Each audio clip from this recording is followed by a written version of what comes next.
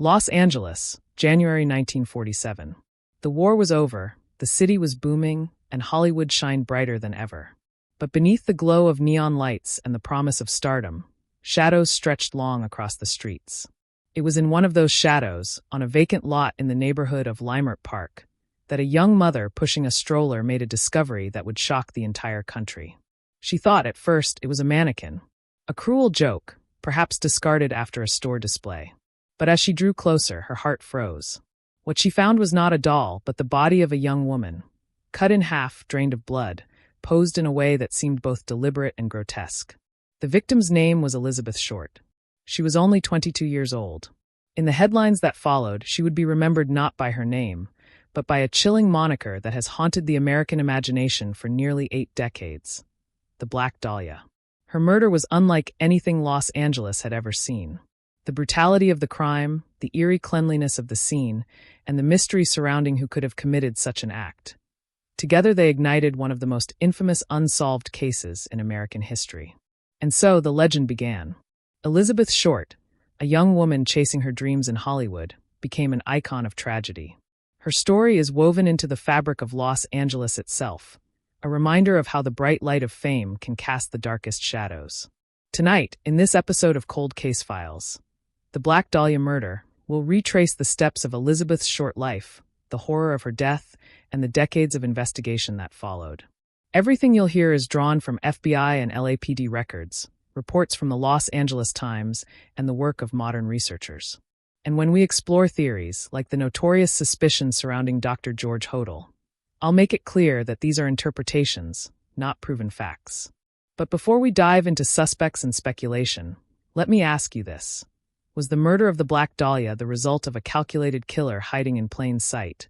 Or was it simply the tragic collision of one young woman's fragile dreams with the ruthless underbelly of Hollywood? To answer that, we need to begin not with the crime scene, but with the woman herself. Who is Elizabeth Short, really? What brought her to Los Angeles? And how did her journey place her, unknowingly, on a path toward one of the darkest chapters in American true crime? Let's step back in time and meet Elizabeth before she became the Black Dahlia. To understand the mystery of the Black Dahlia, we need to look past the headlines and see the person behind the name. Elizabeth Short was not born a symbol of tragedy. She was a young woman with dreams, flaws, and hopes, much like anyone else. She grew up in Massachusetts during the Great Depression. Her childhood was far from easy. Her father abandoned the family when she was still a girl, leaving her mother to raise 5 daughters alone. Like so many young people of that time, Elizabeth longed for something more than the hardship she saw around her. She wanted escape, adventure, and above all, a chance to shine. Friends remembered her as a striking presence. She had jet black hair, pale skin, and a smile that could light up a room. She was glamorous in a way that felt effortless, and she knew how to turn heads. When she eventually made her way west to Los Angeles, it was with the same dream that had drawn thousands of young women before her: Hollywood. But Hollywood in the late 1940s was a city of contrasts. On one hand, it was the golden era of film. The studios were booming, stars walked the boulevards, and the American public was hungry for new icons. On the other hand, the city was bursting at the seams. Post-war Los Angeles was crowded, corrupt, and dangerous. Organized crime had a grip on the underworld, police corruption was a constant whisper, and young women chasing stardom often found themselves vulnerable in ways they never expected. Elizabeth was only 22 when she arrived, and life in Los Angeles did not match the dream. She worked odd jobs, sometimes as a waitress, sometimes as a movie theater clerk. She never landed the big acting role she was chasing. Instead, she bounced between cheap apartments, relying on friends or acquaintances for a place to stay. And yet, she carried herself like she was destined for the spotlight. Newspapers later claimed she dressed in black, wore flowers in her hair, and carried an air of mystery. Some even suggested the nickname, the Black Dahlia, came from her fondness for dark clothing and her striking looks, though others say the press invented the name after her death. Either way, the label stuck, and it transformed her from Elizabeth Short, a struggling actress, into a symbol that tabloids could sensationalize. The sad truth is that Elizabeth's real life was far less glamorous than the headlines suggested. She was vulnerable, often broke, and constantly searching for stability. After her murder, The press painted her as everything from a Hollywood temptress to a troubled drifter, twisting the narrative to sell papers. In reality, she was simply a young woman navigating a city that promised fame but offered little protection. Now, imagine yourself in her shoes. You're 22 years old, far from home, walking the streets of Los Angeles with nothing but your charm and determination to keep you going. Every billboard, every theater marquee, whispers that success is just one lucky breakaway. But underneath the glitter, danger lurks. How far would you go to chase that dream? For Elizabeth Short, the dream of Hollywood ended not with fame, but with the most infamous crime scene in Los Angeles history. On January 15, 1947, her story took a turn that no one could have imagined. And that's where we turn next, the discovery of her body and the shocking details that turned this case into one of the darkest legends of the 20th century. By early January 1947, Elizabeth Short's Hollywood dream was already unraveling. She drifted between apartments, friends, and acquaintances, never staying long in one place. On the evening of January 9th, she was last confirmed alive at the Biltmore Hotel in downtown Los Angeles. Witnesses remembered her sitting in the lobby, waiting for someone. She looked polished, hopeful even, as though expecting good news. That was the last time she was ever seen alive. For nearly a week, Elizabeth simply vanished. In a city as sprawling as Los Angeles, disappearances weren't uncommon. But this one was different. Her friends worried, but the truth of what happened during those missing 6 days remains one of the case's greatest mysteries. Where did she go? Who was she with? And why did no one come forward in that time? The answer came on the cold morning of January 15th. A young mother was walking with her 3-year-old daughter in Leimert Park, a quiet residential neighborhood south of downtown. As she pushed the stroller along the sidewalk, something unusual caught her eye in the vacant lot across the street. At first glance, it looked like a discarded mannequin, pale, segmented, lifeless. But as she drew closer, horror set in. It wasn't a mannequin. It was the body of a young woman, posed with deliberate cruelty. Elizabeth Short's body had been cut in half at the waist. Her skin was drained of blood, leaving her ghostly white. There were deep gashes carved from the corners of her mouth, stretching into a haunting, unnatural smile. Rope marks on her wrists and ankles revealed she had been bound and tortured before her death. But what stunned investigators most was the condition of the scene. There was no blood, no sign of a struggle, no footprints, no tire tracks. It was as if her body had been carefully washed and transported there, then arranged almost like a grim display. Even seasoned detectives struggled to make sense of it. One officer later described the scene as surgical. The precision of the cut, the way the body had been drained and cleaned, it suggested the killer had medical or anatomical knowledge. Was it a doctor? A surgeon? Or someone who simply wanted it to look that way?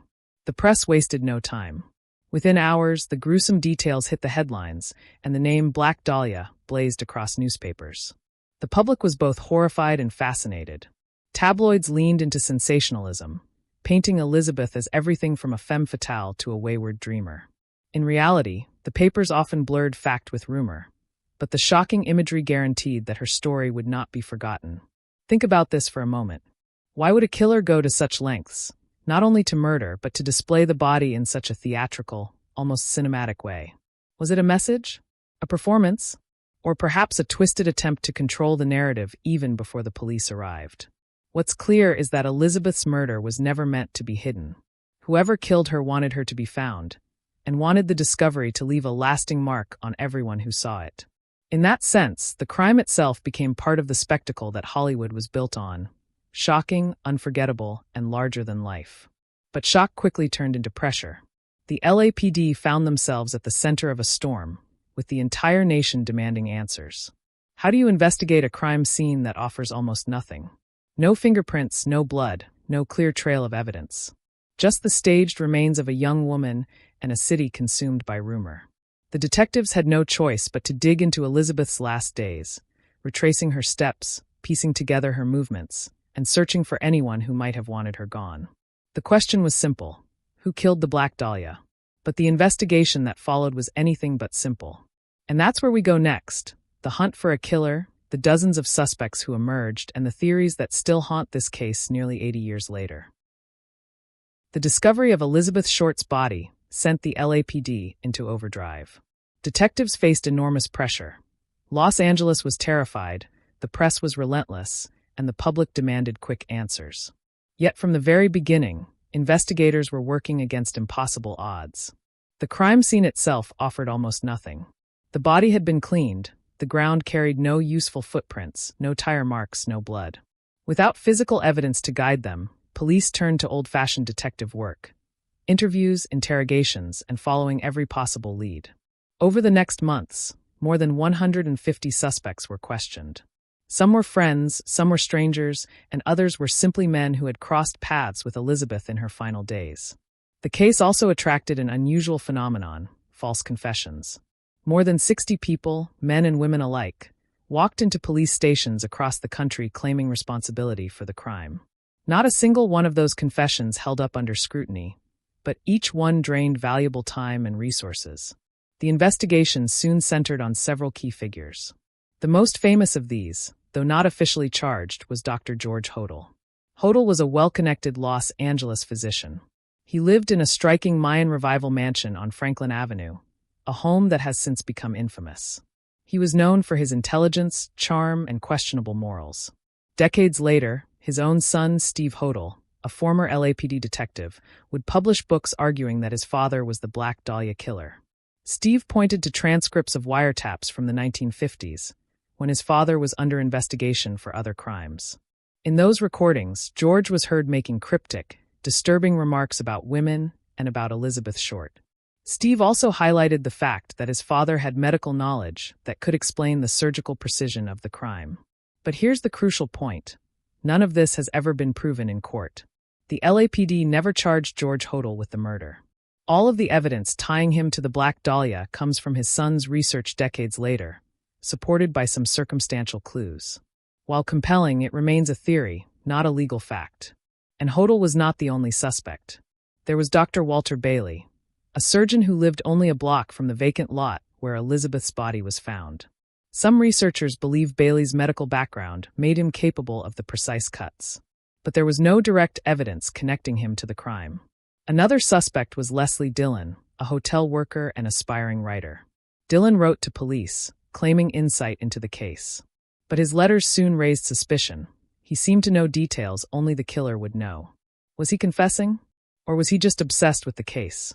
Dillon was interrogated, but the investigation fell apart, and no charges were filed.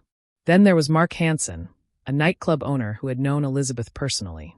She had stayed at his home for a time, and some reports suggest she rejected his romantic advances. Could jealousy or anger have been a motive? Again, nothing concrete tied him to her death. With each suspect, investigators ran into the same wall. Plenty of suspicion, no solid evidence. And all the while, the press swarmed around the story. Newspapers leaked details before police could verify them. Rumors spread like wildfire, and Elizabeth's reputation was dragged through the mud. Some papers painted her as a dangerous seductress, others as a pitiful drifter. The truth was lost in the frenzy, and the investigation grew even more complicated. Looking back, it's easy to see how mistakes piled up. The LAPD was under intense pressure, technology was limited, there was no DNA testing, no modern forensics, and the glare of the media distorted almost everything about the case. And yet, the mystery endured. By the time the trail grew cold, the Black Dahlia case had already taken on a life of its own. It was no longer just about solving a murder. It had become a mirror reflecting Los Angeles itself, glamorous, violent, and deeply flawed. Even today, nearly 80 years later, the case refuses to fade away. Books like Black Dahlia, Red Rose by Piayu Eatwell, and podcasts like Root of Evil continue to keep the story alive. Some investigators have hoped that advances in DNA testing might eventually provide a breakthrough. But as of 2025, no new evidence has changed the case. And so we're left with haunting questions. Was the killer a skilled surgeon, a respected doctor hiding in plain sight? Was it a jealous lover, or a stranger who crossed her path at the worst possible moment? Or was it someone whose name has never surfaced? Someone who managed to outsmart both the police and history itself? What do you think? Was George Hodel the perfect suspect, or was he simply the perfect story? As we reflect on these suspects and theories, one thing becomes clear. The Black Dahlia murder is not just about one victim or one killer. It's about how society, media, and law enforcement struggled and failed to bring justice to a young woman. Which brings us to the final question of this story. After all these years, what lessons does the Black Dahlia case leave behind? And why does it still capture our imagination after nearly 8 decades? That's what we'll explore as we bring this journey to a close. After nearly 8 decades, the Black Dahlia case remains one of the darkest and most enduring mysteries in American crime history. Elizabeth Short's murder was not just a tragedy for her family and friends. It became a haunting symbol of Hollywood's shadow side. A place where dreams and ambition collide with corruption, exploitation, and sometimes violence. What began as the heartbreaking death of a 22-year-old woman has transformed into something larger. The case revealed the sensational power of the press, the limits of law enforcement in the 1940s, and the unsettling fascination the public has with unsolved crimes. Even today, Elizabeth Short is remembered not only as the Black Dahlia, but as a young woman whose life was cut short before she ever had the chance to live the future she dreamed of. And yet, the mystery endures. No one has ever been charged. No conclusive evidence has emerged. Just theories, suspects, and the echoes of a story that refuses to fade. So let me leave you with a question. Who do you believe killed Elizabeth Short? Was it George Hodel, the doctor whose own son accused him decades later? Was it someone else from her circle, a jealous lover, a powerful man with something to hide? Or was it a stranger who managed to vanish into the night, leaving behind only horror and speculation? I'd love to hear your thoughts. Share your theories in the comments. Do you think this case will ever be solved, or will it remain forever locked in the shadows of Los Angeles history? Thank you for joining me on this journey through Cold Case Files, the Black Dahlia Murder. If you found this story compelling, make sure to subscribe so you don't miss future episodes. We'll continue to explore the mysteries that still echo through time, the crimes that challenge our understanding of truth and justice. And as we close, let's remember Elizabeth Short, not as a headline or a myth, but as a young woman with dreams, laughter, and hope. Her story is a reminder of lives interrupted and of justice still waiting to be found. Until next time, stay curious and stay safe.